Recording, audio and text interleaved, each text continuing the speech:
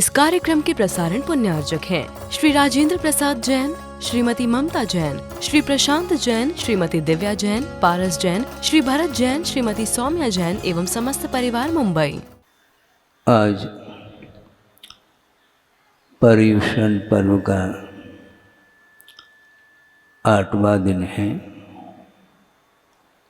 उत्तम त्याग धर्म की आराधना करने के लिए हम और आप उपस्थित हैं। त्याग और दान, ये दोनों शब्द अंतर को लिए हुए हैं। त्याग में और दान में क्या अंतर है, उसको भी हमें आगम के आधार से समझना है। गुरुदेव ने स्पष्ट किया है, त्याग जो होता है वह स्वनिमित्तक होता है। सुन रहे हैं आप? त्याग स्वनिमित्तक होता है और दान जो होता है, त्याग स्वनिमित्तक होता है और दान पर सापेक्ष होता है। दान क्या होता है? पर सापेक्ष होता है। और उत्तम त्याग जो होता है वह स्वसापेक्ष होता है। तीर्थंकरों ने भी इस उत्तम त्याग धर्म की आराधना की है।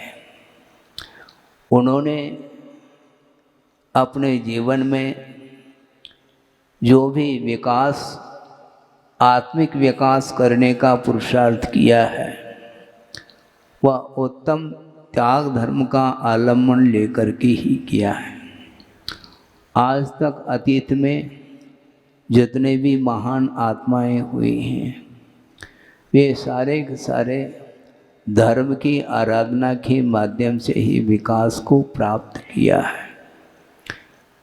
यद्यपि तीर्थंकर किसी से दीक्षित नहीं होते, किंतु उनका अतीत जो जीवन है वह सारा सारा जीवन तीर्थंकरों के पाद मूल में ही व्यतीत हुआ है। और तीर्थंकर के पाद मूल में षोडश कारण भावनाओं के माध्यम से तीर्थंकर प्रकृति का बंध किया और उस सात से पुण्य के संचय से उनका जो विकास हुआ वह वर्तमान में तीर्थंकर प्रकृति का उदय उन्हें हुआ है। तीर्थंकर प्रकृति का बंध अपने आप में बंध शब्द बोल रहा है बंधन, किंतु बंधन से मुक्त होने के लिए सात से पुण्य का संचय किया जाता है। मैं बार बार कहा करता हूँ, स्वाध्याय के दौरान अथवा प्रवचन के दौरान, कि पुण्य भी दो तरह का होता है। आप सुने ध्यान से कि पुण्य भी दो तरह का होता है। एक पापान बंदी पुण्य हुआ करता है और एक पुण्यान बंदी पुण्य हुआ करता है। पापान बंदी पुण्य उसको बोलते हैं जो निदान के साथ, अर्थात भोगों की आकांक्षा के साथ जो पुण्य का संचय किया जाता है मंद कषाय के माध्यम से, उसके माध्यम से पुण्य का संचय तो होता है, किंतु वह संसार की वृद्धि के लिए कारण माना जाता है। किंतु जो पुण्यान बंदी पुण्य होता है वह साक्षात भले ही निर्वाण के लिए कारण न हो, किंतु परंपरा से वह निर्वाण के लिए कारण माना है आगमकारों ने। और आपके सामने यह दयोदय महासंघ बैठा हुआ है। और जैसा कि आप लोगों के सामने जानकारी दी है, पूर्व वक्ताओं के माध्यम से जानकारी आप लोगों को मिली है कि काफ़ी समय से ये महासंघ, दयोदय महासंघ कटिबद्ध है पशु संरक्षण के क्षेत्र में, और पशुओं की रक्षा बिना धर्म की आराधना संभव नहीं है। परोपकार का भाव जो जागृत होता है वह धर्म के आलम्बन से ही भावों में वह दया का भाव जागृत होता है। परिवार का पालन पोषण हर व्यक्ति करता है, अपनी अपनी अपेक्षाओं के साथ करता है, किंतु प्राणी मात्र की रक्षा का भाव जो जागृत होता है, मन में जो अनुकंपा का भाव आ जाता है, करुणा का जो भाव आ जाता है, वह बिना संसारी प्राणी के प्रति परोपकार का भाव लाए बिना इस प्रकार का करुणा का भाव आ नहीं सकता है। और वह कारुणिक दृश्य आपके सामने एक प्रसंग रख रहा हूँ। मुझे देख करके ऐसा कलेजा कप जाता है। एक प्रसंग है, बहुत पुराना प्रसंग है। सन 1996 में गुरुदेव यात्रा करते करते, गुजरात की यात्रा करते करते लौटते हुए सिद्धवरकूट पधारे संघ सहित। और उस समय ग्रीष्मकाल चल रहा था और मध्याह्न में जंगल के निमित्त मैं बाहर निकला और ऐसा दृश्य देखने को मिला। वह दृश्य अभी भी मेरे आंखों में झूलता है। क्या दयनीय दशा है संसारी प्राणी की। एक गाय है, जंगल में वह गाय खड़ी है और गाय देखने के लिए तो गाय है, हड्डी और पसली एक हो रही है और मुख में चारा नहीं खाने के लिए। सारे सारे वृक्ष पतझड़ हो चुके हैं, एक भी पत्ता देखने को नहीं मिलता। हरियाली तो बहुत दूर की बात है। और वहाँ पर वह खड़ी है, चारों ओर देखते हैं तो एक भी व्यक्ति दिखाई नहीं देता और उसके मुख में एक कागज का टुकड़ा देखने को मिला। आप सुन रहे हैं? उसके भोजन के लिए क्या भोग्य वस्तु है, सोचो। हालांकि इस प्रकार की जो परिणति बनती है वह परिणति उसके लिए भी कर्म का ही एकमात्र उदय है। केंद्र में कर्म ही संसारी प्राणी को दुखी बना रहा है और कर्म के उदय से ही वह सुखी होता है। आचार्य कहना चाहते हैं कि वस्तुतः देखा जाए हम किसी को सुखी बना नहीं सकते। आप सुन रहे हैं? हम किसी को सुखी बना नहीं सकते और ना हम किसी को दुखी बना सकते हैं, किंतु सुखी और दुखी बनाने वाला अपने ही द्वारा किया हुआ जो कर्म है, जब वह उदय में आता है तो वह सुखी और दुखी बनाता है। किंतु कर्तव्य की दृष्टि से हमें आगे आना है। कर्तृत्व को साइड में रखते हुए कर्तव्य की दृष्टि से परोपकार की भावना प्रत्येक व्यक्ति के अंदर होना चाहिए, क्योंकि अनुकंपा के बिना, दया और करुणा के बिना हमारी आस्था जैन धर्म के प्रति, वीतराग धर्म के प्रति, अहिंसा धर्म के प्रति कभी भी आस्था जागृत नहीं हो सकती। इसलिए करुणा के साथ गुरुदेव कह रहे हैं कि आप लोगों का कर्तव्य है। क्यों?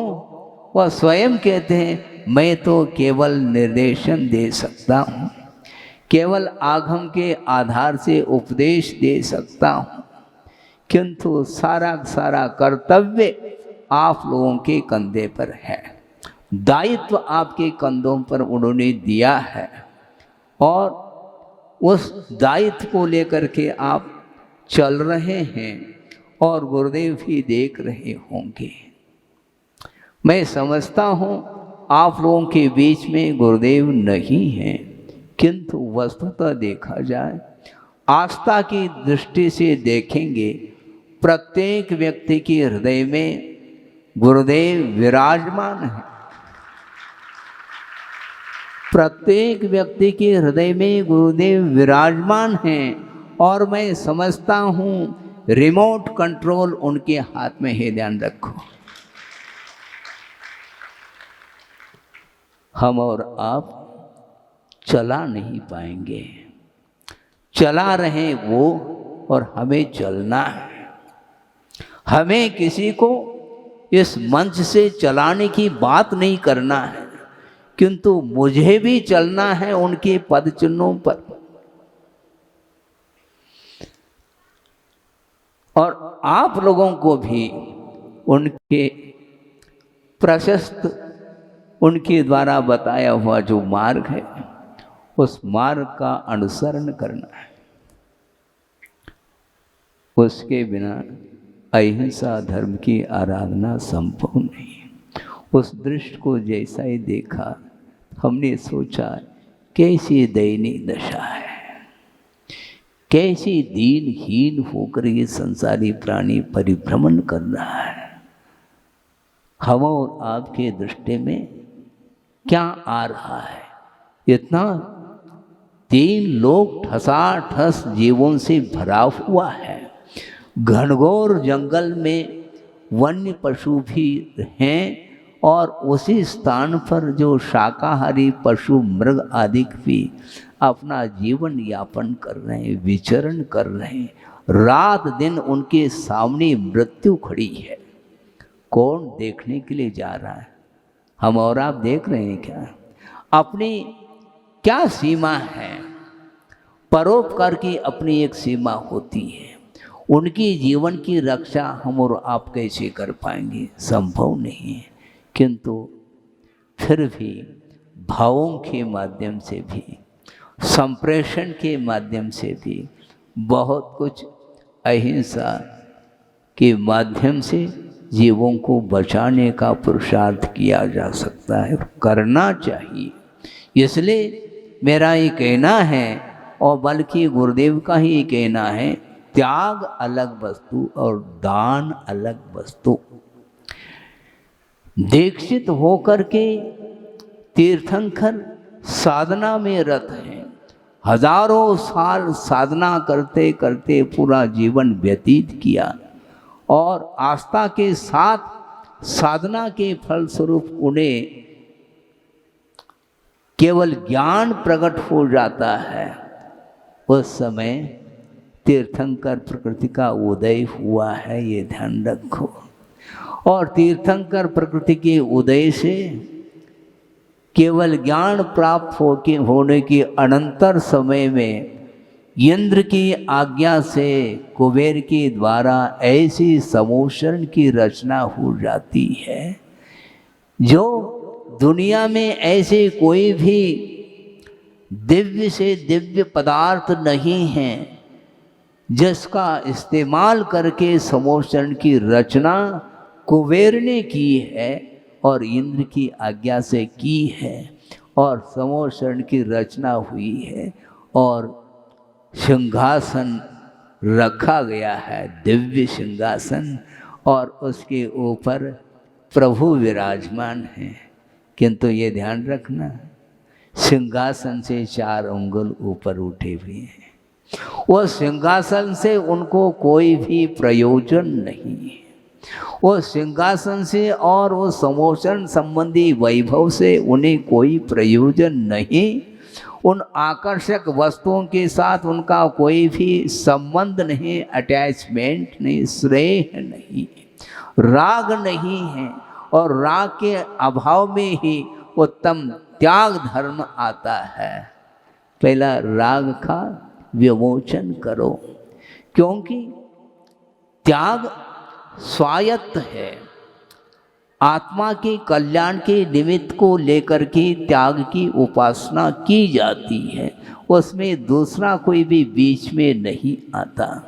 क्योंकि राग और द्वेषात्मक जो परिणाम हैं वही सारे सारे संसार के लिए कारणभूत हैं, और उनको समाप्त करने के लिए उत्तम त्याग की आराधना करने वाले प्रभु भी हुआ करते हैं। ऐसा कोई भी अपवाद नहीं है, कोई एक्सेप्शन नहीं है कि उनके लिए बिना उत्तम त्याग की आराधना किए उनको केवल ज्ञान उत्पन्न हुआ हो, संभव नहीं है। इसलिए प्रभु तो उत्तम त्याग की आराधना करके अपने जीवन को उन्नत बनाया है, किंतु हम और आपके लिए भी उनका आदेश है, उनकी आज्ञा है कि शक्ति हो तो उत्तम त्याग धर्म की आराधना करो, नहीं है तो अपनी शक्ति के अनुरूप करना क्या है? दान। दानम पूजा शील मुवासु चौव्यहो सावयानम धम्मो, ऐसा वीर सिंह स्वामी धौला में स्पष्ट शब्दों में लिख रहे हैं। श्रावकों के 4 धर्म हैं। कौन से? दान, पूजा, शील और उपवास। इनके माध्यम से श्रावकों का यह धर्म माना जाता है। इनके माध्यम से श्रावक लोग अपने जीवन को उन्नति की ओर ले जाते हैं। तो दान का स्वरूप क्या है? अनुग्रहार्थम स्वस्य अतिसर्ग दानम, ऐसा कहा है। अनुग्रह का अर्थ उपकार के दृष्टिकोण को लेकर के अपने ही द्वारा अर्जित जो वित्त है उसका अतिसर्ग अर्थात त्याग किया जाता है, इसका नाम दान है। यह उत्तम दान माना जाता है। इसके माध्यम से स्वयं के प्रति भी अनुग्रह हो रहा है और दूसरे प्राणियों के प्रति अथवा जो पात्र के रूप में आपने स्वीकार किया है उनके लिए भी दान के माध्यम से अनुग्रह अर्थात उपकार होता है। उपकार की दृष्टि से दान का प्रावधान है आगम में, और वह दान आहार दान, औषध दान, अभय दान आदि बहुत सारे दान हैं। ज्ञान दान भी एक दान ही माना जाता है। जिसके अंदर विवेक नहीं है वह कभी भी अहिंसा धर्म की उपासना नहीं कर सकता। आप ध्यान से सुनेंगे, वह प्रसंग भी आपके सामने रख रहा हूँ। गुरुदेव ने प्रवचन के दौरान ही इस प्रसंग को रखा था और उस प्रसंग को सुनकर के मुझे बहुत खेद का अनुभव हुआ। क्यों हुआ वह भी स्पष्ट हो जाएगा आपके सामने। यहाँ इस भारत की बात नहीं है, वह आउट ऑफ कंट्री की घटना है। शायद संभव है वह लंदन की घटना हो। वहाँ पर हजारों की संख्या में हमने सुना था 51,000 गौवंश का पालन वहाँ पर हो रहा था। आप ध्यान देंगे जहाँ भी हो, लेकिन भारत के बाहर की घटना हमने गुरुदेव के मुख से सुनी थी। 51 संख्या में पशु गोवंश है और उसका पालन हो रहा है। लेकिन ये ध्यान रखो उस पालन के पीछे क्या उद्देश्य है वह आपके सामने आ जाएगा। और उन पशुओं के लिए भोजन के लिए क्या दिया जा रहा है मालूम है? उन गायों के भोजन के लिए मांस दिया जा रहा था। सोचो, विचार करो। और जो सुअर आदि होते हैं उनके लिए गेहूं खिलाया जाता है और उन गेहूं के माध्यम से उनका शरीर पुष्ट हो जाता है और उसका कत्ल करके गायों के लिए चारा में उसको मिला मिला करके भोजन के रूप में दिया जाता था। इसके पीछे उद्देश्य क्या था? उद्देश्य ये था, इस प्रकार मांस का भोजन उनको देंगे तो वह पुष्ट हो जाएंगे और अत्यधिक मात्रा में हमें दूध का लाभ होगा। आप सोचो, विचार करो। आगे क्या होता है? आगे ये होता है, मांस का भक्षण करने वाला वह प्राणी नहीं है, शाकाहारी पशु है वह गाय, और उसको इस प्रकार मांस का भोजन दिया जा रहा था। उसके कारण सारे के सारे वो पशु गाय पागल हो जाती हैं। सुन रहे हैं आप? सारे के सारे वो पशु पागल हो गई। अब चिंता होने लगी, अब ये पागल हो गई है, अब इनका यदि दूध मिलेगा तो मानव भी पागल हो सकता है। इसलिए उन 50,000 पशुओं का कत्ल किया गया और उसको दूर जा कर के दफनाया गया। सोचो, विचार करो। ये पशु का पालन है क्या है? पशु का पालन नहीं, पशुओं का संरक्षण नहीं है ये। किंतु सोचो, विचार करो, मूक प्राणी हैं, उनके लिए खाने के लिए कोई मिठाई नहीं चाहिए आप लोगों की तरफ से, किंतु उसके लिए एक चारा मिल जाए, भूसा भी मिल जाए तो भी उसको खा करके मीठा मीठा दूध वो देती है आप लोगों के लिए, मानव के लिए। लेकिन मानव की खोपड़ी काम नहीं कर रही है। क्यों? इसको बोलते हैं लोभ की चरम सीमा। और जहाँ पर लोभ की चरम सीमा होती है वहाँ पर त्याग धर्म ओम शांति अर्थात संभव नहीं है।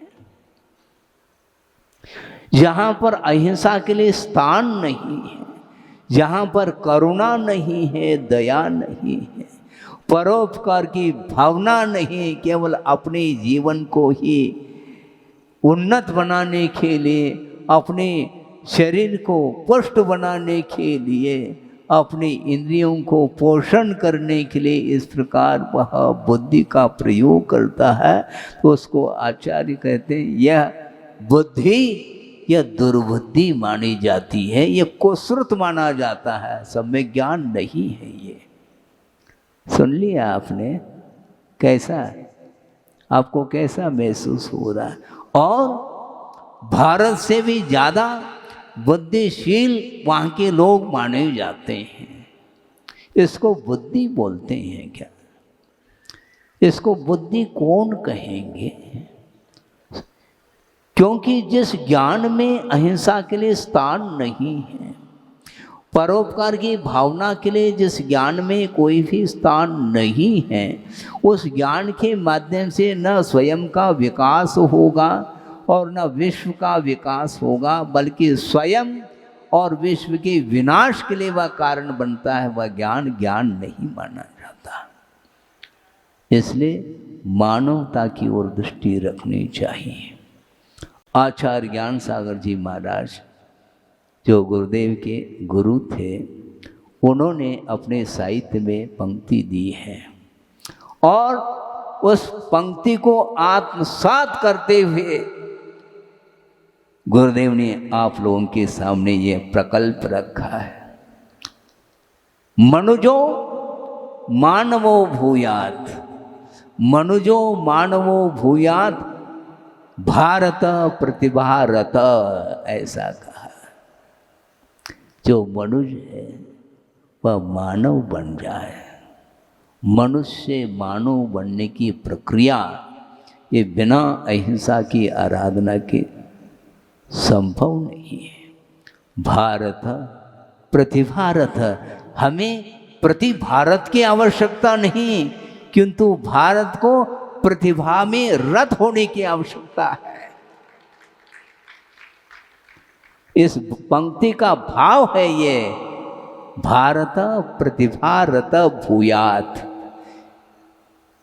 यह भारत प्रतिभा में रत हो जाए, अपने बुद्धि का विकास करे।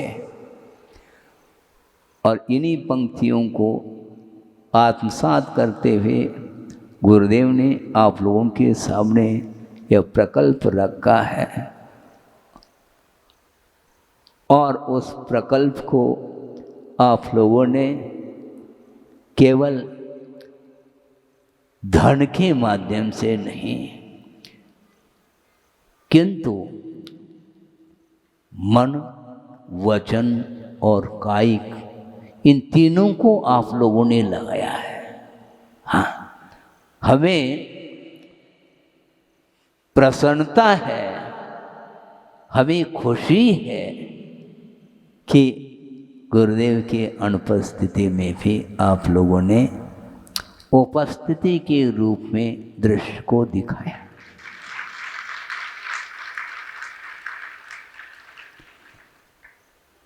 पच्चीस 30 साल हो गए होंगे आप लोगों को इस क्षेत्र में काम करते हुए। सारे लोग यहाँ पर बैठे हैं, और भी बहुत सारे लोग होंगे जो यहाँ पर उपस्थित नहीं हैं, किंतु उनका मन भी यहीं पर उपस्थित है, ये ध्यान रखो। ऐसा मैं मानता हूँ, क्योंकि पशुओं की रक्षा मानव की रक्षा तो होती है। मानव के साथ प्रबंध है, प्रबंधकारिणी कमेटी मानव के साथ लगी हुई है, किंतु पशुओं के साथ यदि कमेटी रहेगी तो यह दयोदय महासंघ के रूप में है। पशुओं का प्रबंध करना चाहिए। मनुष्य के लिए बड़े बड़ी हवेली हैं और अनुकूल एसी में वह रहता है, लो लपट का कोई एहसास नहीं होता उसे, और आनंद के साथ वह सुख के साथ जीवन को व्यतीत करता है। किंतु वह बाहर घूमने वाले जो आवारा पशु हैं उनका क्या होगा, इसके बारे में आप लोगों ने जो सोचा है, और वह कार्य अपने आप में मैं मानता हूँ, और गुरुदेव का ये कहना है उसको एकांत से नहीं लेना, किंतु उनकी दृष्टि किमात्मक है, उस ओर हमें ध्यान देने की आवश्यकता है। उन्होंने ये कहा है एक बार प्रवचन के दौरान कि भगवान की पूजा से भी श्रेष्ठ क्या है? हाँ, भगवान की पूजा से भी श्रेष्ठतम कार्य है कि पशुओं की सेवा। क्यों? हम पशुओं की सेवा करते हुए भगवान को भूल थोड़ी रहे हम, बल्कि वस्तुतः अहिंसा, रचनात्मक जो अहिंसा धर्म है वह यही है। आप अहिंसा के विषय में प्रवचन सुनो अथवा न सुनो, किंतु आप लगनशीलता के साथ यदि पशुओं के बारे में सोचते हैं, उनके जीवन के बारे में प्रबंध करने के लिए आप जागृत हैं, तो आप अहिंसा की उपासक माने जाएंगे। भिन्न भिन्न साधन हैं धर्म की साधना करने के लिए, धर्म की आराधना के लिए करने के लिए बहुत प्रकार के साधन हुआ करते हैं। जिनबिंब दर्शन भी, उसके माध्यम से भी कर्मों का क्षय होता है, और धर्म श्रवण करने से भी कर्मों की क्या निर्जरा होती है। दान के माध्यम से भी पुण्य का संचय और पाप कर्म की निर्जरा होती है। इसलिए ये भिन्न भिन्न पेपर हैं? एक पेपर थोड़ी है, बहुत सारे पेपर हैं और आप लोगों को लिखना है, क्योंकि आपके सिलेबस में आपकी भूमिका के अनुरूप जो पेपर है उसको लिखने के लिए गुरुदेव ने आपके लिए क्या प्रेरित किया है। ये पेपर लिखो, मेरे प्रवचन में बैठो अथवा न बैठो ये ध्यान रखो। जो पेपर लिखने में व्यस्त है उसको अब प्रवचन सुनने की कोई आवश्यकता नहीं है।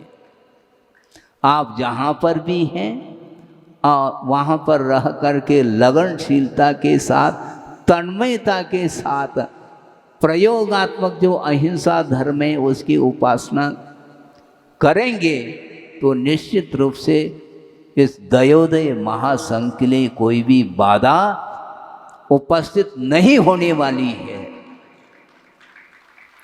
अहिंसा की जो उपासना कर रहा हो और उसके जीवन में संकट आ जाए, संभव ही नहीं है। हाँ, आप धन की चिंता न करो। गुरुदेव कह रहे हैं धन की चिंता मत करो, धर्म की उपासना करो। देवावि तस् प्रणमन्ति जस धम्मे सया मनो।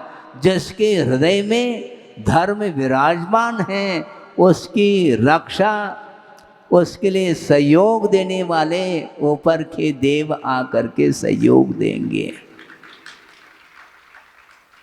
सुन रहे हैं कि नहीं? सुन रहे हैं? हाँ, विशेष करके फोकस आप लोगों को करके दे रहा हूँ। सब लोग इस विषय को शांति के साथ सुने और अपने जीवन में अपनी शक्ति के अनुरूप उसका अनुसरण करने का पुरुषार्थ करें। अहिंसा के विषय में 4 पंक्ति आपके सामने, कविता के टोन में नहीं पढ़ रहा हूँ, ये ध्यान रखो। गुरुदेव ने जो रचनाएं की हैं अपने जीवन काल में साधना के साथ साथ, शायद हमने सुना है कि आचार्य ज्ञान सागर जी महाराज की उपस्थिति में उन्होंने सर्वप्रथम एक शतक लिखा है जो 99वां शतक है। शायद संभव है उसमें ये कारिका आई हो, ऐसा मुझे लगता है। आपके सामने वह विषय रख रहा हूँ। ज्ञानी तभी तुम सभी सहसा बनोगे, ज्ञानी तभी तुम सभी सहसा बनोगे, संपूर्ण प्राणी वध को जब छोड़ दोगे। ज्ञानी तभी तुम सभी सहसा बनोगे, संपूर्ण प्राणी वध को जब छोड़ दोगे। सच्चा वही धर्म है जिसमें न हिंसा, सच्चा वही धर्म है जिसमें न हिंसा, होगी नहीं वचन से उसकी प्रशंसा। हम वचनों से अहिंसा धर्म की प्रशंसा नहीं कर पाएंगे क्योंकि वचन बोने सिद्ध हो रहे हैं।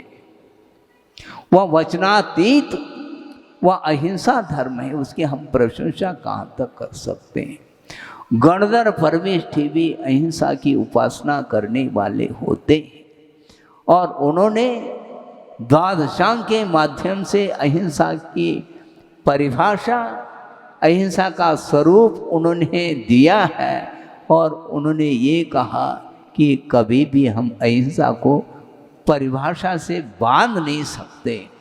व्यवहार के अपेक्षा से कुछ स्वरूप को परिभाषित किया जा सकता है अहिंसा का स्वरूप, किंतु अहिंसा का बहुत विराट रूप है और उस अहिंसा की उपासना करने के लिए हम और आप बैठे हैं और वह बिना उत्तम त्याग के अहिंसा की उपासना संभव नहीं। इसलिए उत्तम त्याग जो होता है वह स्वनिमित्तक होता है और दान जो होता है वह परनिमित्तक होता है। पर सापेक्ष दान माना जाता है। दाता अकेला नहीं हुआ करता, ये ध्यान रखो, क्योंकि दाता का संबंध पात्र के साथ होता है। दाता और पात्र का संबंध जहां पर है वहां पर दान की चर्चा आती है। और मात्र त्याग करना चाहो तो घनघोर जंगल में जा करके राग द्वेष को समाप्त करने के लिए जो बाहरी और भीतरी परिग्रहों का जो विमोचन किया जाता है, त्याग किया जाता है, उसका नाम उत्तम त्याग माना जाता है। किंतु उत्तम त्याग करके अहिंसा धर्म की उपासना करते हुए भी उन उपासकों की दृष्टि विश्व कल्याण की ओर भी होती है और वे आ करके भव्य जीवों के लिए उपदेश के माध्यम से धर्म को प्रकाश में लाने का पुरुषार्थ करते हैं। हाँ, इसलिए ज़्यादा समय न हो, 4:15 बज गया है और ये उत्तम त्याग धर्म को सुनने के लिए आप बैठे हैं। और उसकी पूर्व में जो भी आप लोगों ने समाज के बीच में अथवा सभा के लिए सभा के सामने जो विचार रखा है वह विचार आपके साकार हो और जल्दी से जल्दी वह जो प्रकल्प है आप लोगों ने ले रखा है निरंतर उसमें विकास हो, ऐसी मेरी मनोभावना है। क्यों? क्योंकि कंट्रोल गुरुदेव का है। रिमोट कंट्रोल आप कर रहे हैं क्या नहीं कर रहे हैं। इस कार्यक्रम के प्रसारण पुण्यार्चक थे श्री राजेंद्र प्रसाद जैन, श्रीमती ममता जैन, श्री प्रशांत जैन, श्रीमती दिव्या जैन, पारस जैन, श्री भरत जैन, श्रीमती सौम्या जैन एवं समस्त परिवार मुंबई।